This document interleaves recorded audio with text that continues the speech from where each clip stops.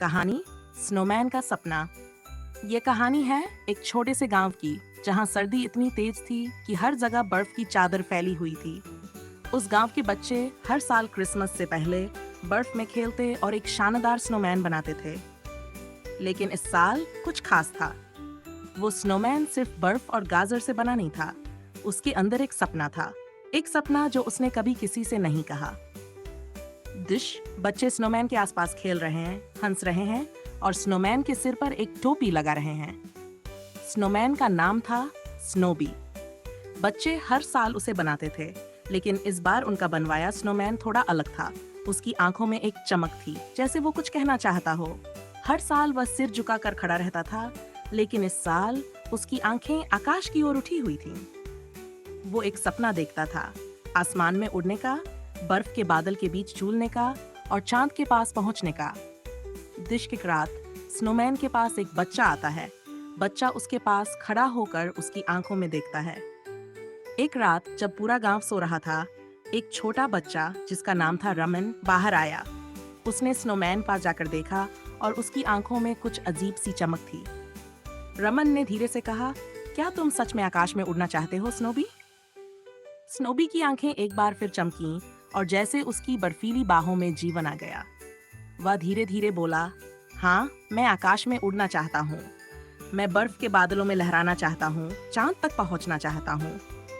लेकिन मेरी बाहें तो बर्फ की बनी हैं, मैं कैसे उड़ सकता हूँ? रमन स्नोमैन के पास बैठता है और उसकी बातों को ध्यान से सुनता है। रमन ने कुछ सोचा और फिर उसे एक आइडिया आया।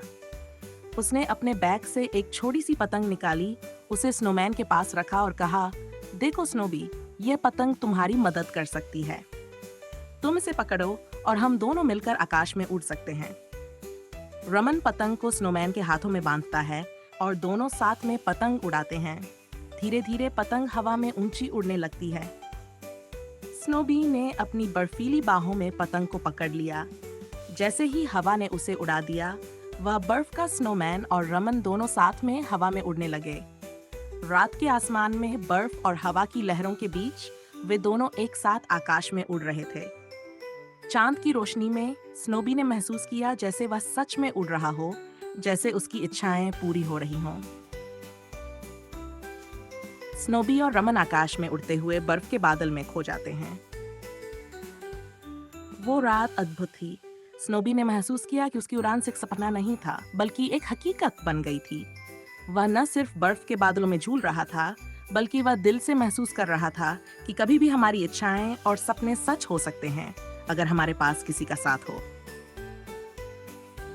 स्नोबी और रमन का आकाश में उड़ते हुए आखिरी दृश्य, और फिर धीरे धीरे स्नोबी का रूप धुंधला होने लगता है। सुबह होते ही रमन ने देखा कि स्नोबी का रूप धीरे धीरे बर्फ में मिल रहा था, जैसे उसने अपना सपना पूरा कर लिया हो। लेकिन रमन जानता था, उस रात का जादू हमेशा उनके दिलों में रहेगा, क्योंकि कभी कभी सपने सच हो जाते हैं, बस हमें उनका पीछा करना होता है। अंतिम शब्द, सपने कभी खत्म नहीं होते, वे सिर्फ नए रूप में आते हैं। तो दोस्तों, ये थी स्नोबी की कहानी। एक ऐसा स्नोमैन जिसने सपने देखने की हिम्मत की और उन्हें पूरा किया। अगर आपको ये कहानी पसंद आई तो हमारे चैनल को जरूर सब्सक्राइब करें। हर हफ्ते हम आपके लिए ऐसी ही दिलचस्प और प्रेरणादायक कहानियां लेकर आते हैं। तो चलिए हमारे साथ इस जादुई सफर का हिस्सा बनिए।